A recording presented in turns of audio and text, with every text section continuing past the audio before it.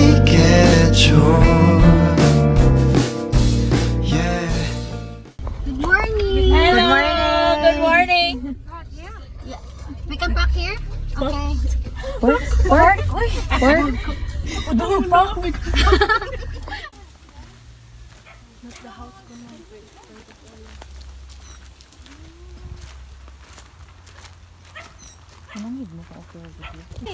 Yeah, so basically we are a fourth year HM students Yep. from USJR, University of San Jose, that is in Cebu City. Yeah. So we have this subject, sustainable hospitality. So it tackles about establishment where the sustainable practices and sustainable initiatives about a party or Yeah. a hotel. Okay. So and then we research some what type of hotel that really practices those kind of stable practices and those advocacies. And then your You found us? Yes, you Yeah. found us. We're probably one of the top Yeah. on Google. Yeah.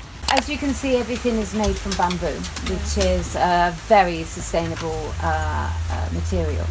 And that was very important to us, that we gave travellers a chance to be truly environmentally friendly when they travelled and reduce their footprint. And that starts with how you build.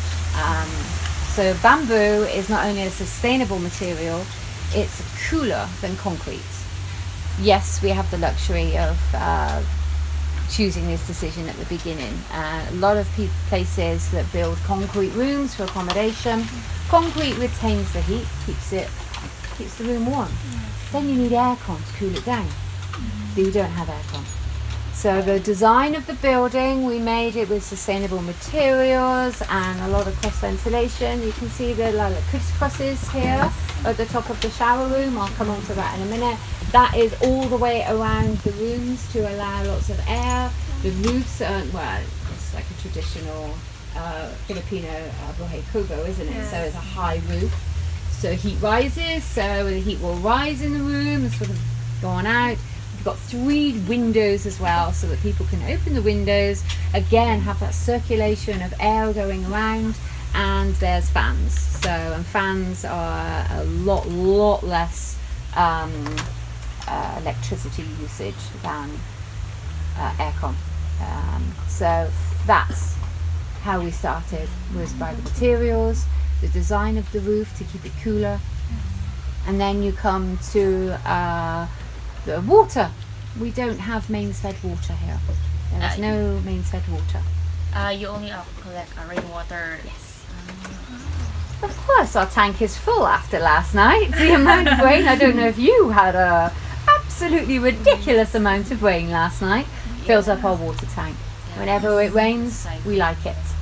So we knew that there are problems not with water here in MoalBoal. So we built a underground water collection system. So it collects all the rain, goes into an underground tank. It's twice filtered as well.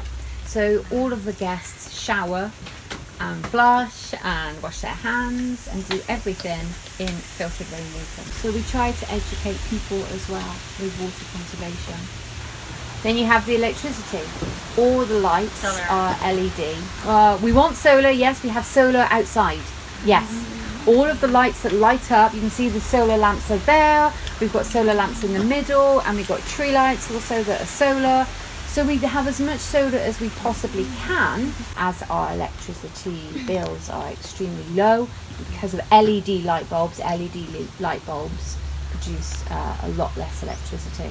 And because we don't have electric lights outside and it's solar, that also saves a lot of electricity. So I have a question, Miss. absolutely. Why, out of all places, why did you choose Cebu or MoalBoal?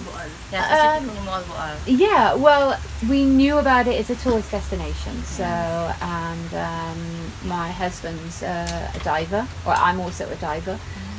So we came here for diving. We knew about it as a dive destination. So we came here. The owner of the dive centre owns the land. So a foreigner, you can only You cannot buy land outright, and you need to lease the land. And sometimes you find out later on that the land that you've purchased or you've rented is actually owned by somebody else that they didn't know about. So it can be quite complicated. But thankfully, when we got speaking to this particular person that owns the land, we were able to delve deeper into the history of it, and it found out it was totally safe. And it's quite difficult to find something that you solely know, oh, I'm going to be safe with this. But people who love nature and want to dive for sardines or want to go canyoneering, they'll choose us because we're quiet. You can hear how quiet it is. That's pretty rare, as you can imagine. So, and the fresh air as well. People come here and feel the freshness of the air because there's no pollution. There's no light pollution either. You can see the stars at night and the planets, they're very visible. Well, people like to come here for the freshness and being able to stargaze and just enjoy the nature, all the trees as well, and the plants and the butterflies and the birds, you know. So that's why we chose here. Yeah. So aside from yoga, do you have any other activities? We don't have a yoga instructor at the moment anymore. We did have a yoga instructor, pandemic happened, and then we don't anymore. People want to do their own yoga, we can rent a mat, or they can do their own practice.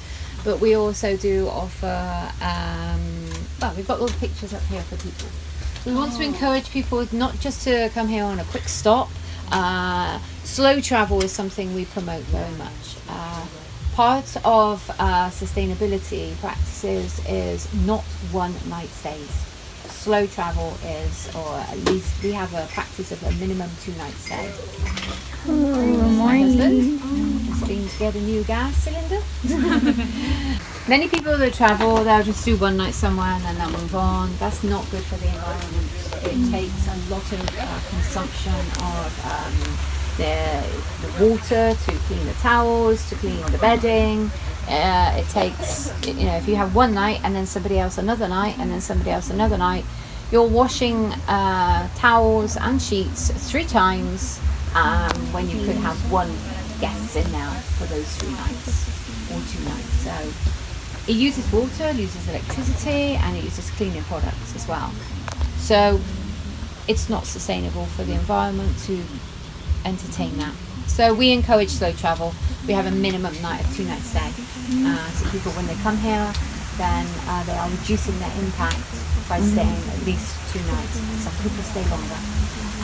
So that is another practice that we make sure as a tourist, they will meet local people. And that's another thing about traveling sustainably is immersing yourself into the culture and learning about the culture and the country you're visiting. So regarding to your bathroom, so we've seen a picture on the internet, and then we saw that on your bathroom it's like you have a pebbles and then a stone on the middle of it.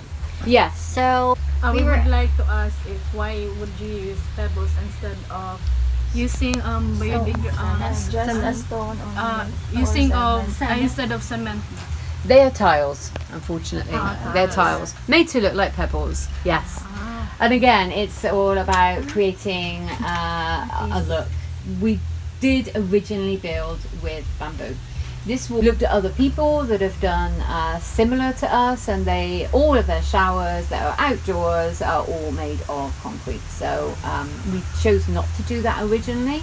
We wanted everything to be natural. Nothing to happen to that one. So eventually, unfortunately, we will need to do that.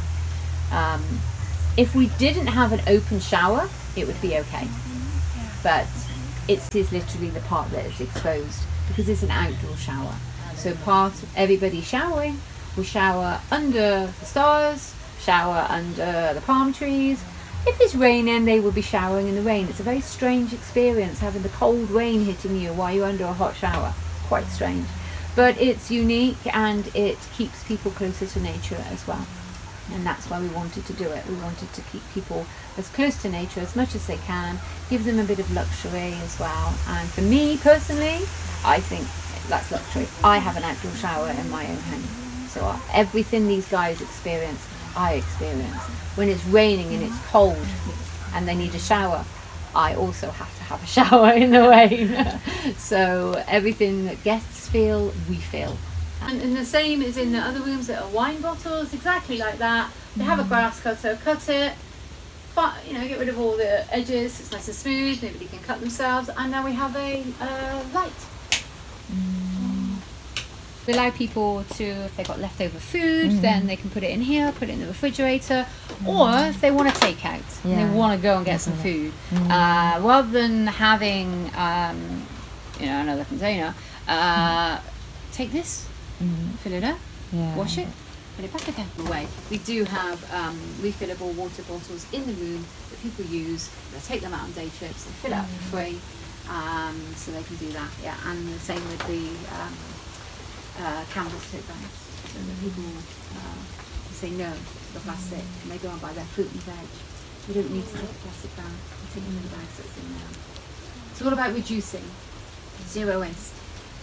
So that produces zero waste because they're taking bottles and they're taking a bag. Again, not necessarily all hotels will have the availability to do that. So this is an extreme level of sustainability and environmentally friendly practices that not all hotels will do. There are practices that many people that they can do. Free water. We're small, really small, so we can do all of this. Bigger hotels will have a different. For you to have a comparison, I recommend you try and find a bigger hotel that is also environmentally friendly. How are they managing to do it? They can't do what we do. They can't build necessarily with all bamboo without having any air conditioning unit. So, yeah. But for me, water should definitely be a water collection system. It is so easy to do, and it is one of the big things that people can do. Large hotels, small hotels, people at home can do to not take from the environment quite so much. Yes, we have a grey water system so that when it is all of from the washing machine, that's the other thing that we do here. We do our own washing here because we line dry everything. We want to make sure that we're not using excess electricity by putting it in a tumble dryer. So we handle it all ourselves, we wash it all ourselves, and then we line dry everything. But yes, anything from the washing machine or from the house, it will go into a grey water system that can then be used to water the plants if it's a hot day and we're not getting sunshine. All of the from the rooms, all of the water that they use goes straight into the ground. So it doesn't go into a septic, it doesn't go into a tank. Every time they have a shower, it goes straight into the ground. Everything straight into the ground to water everything. The toilets, we have a natural 3-chamber septic, so we don't empty anything. We have pipes going underground. We have lots of pipes going all underground to a septic, 3 chambers, so it biodegrades into each chamber. So we don't have to empty anything. So by the time it gets to the 3rd chamber, it's grey water. So all natural. Do you practice farm to table here? I am not very good at plants and things like that. I'm not gonna lie. I've only just discovered that I can make these plants survive. So I'm on the beginning of my journey of that. It would be nice to do something like that, yes, but you need to be a little bit more green-fingered. In the UK they call it green-fingered, other countries call it green-thumbed. You need to be better at it than what I am. We've just started growing chilies, that's a start. We've just started growing some chilies. We're just going to see how we get on with the chilies. We've got coriander, so yes, it would be nice one day to have something like that. Where do you source your like vegetables in the MoalBoal market? Absolutely. Yes, you've got it. So we've got a couple of little places that we go to. At the very end of this road, opposite the waiting shed, there is a fruit stand. We're very familiar with them. Just down the road, there is a lovely little old lady called Alice. She has amazing fruits and veg. We can go there, and if for any reason they are sold out, MoalBoal Public Market. We'll go there. We'll get our eggs, and we'll just buy all of our fruits and for the mango, for the smoothie bowls that we do for breakfast. We'll go and buy it from local people in the market. Yes, and we never buy from the supermarket. We buy things that we have to buy from the supermarket, coffee, etc. Or we can buy from a sari-sari store. There's a really long sari-sari store on the way down to Kanisama. If we can support that, we will. If we can get products from Gusano is a chain. They're very rich people, aren't they? So I absolutely refuse to buy any fruit and vegetables there. Also, it's wrapped in plastic. It doesn't need to be wrapped in plastic. Go and get it from the market. Go and get it that carrot that's a little bit odd shaped and a little bit knobbly.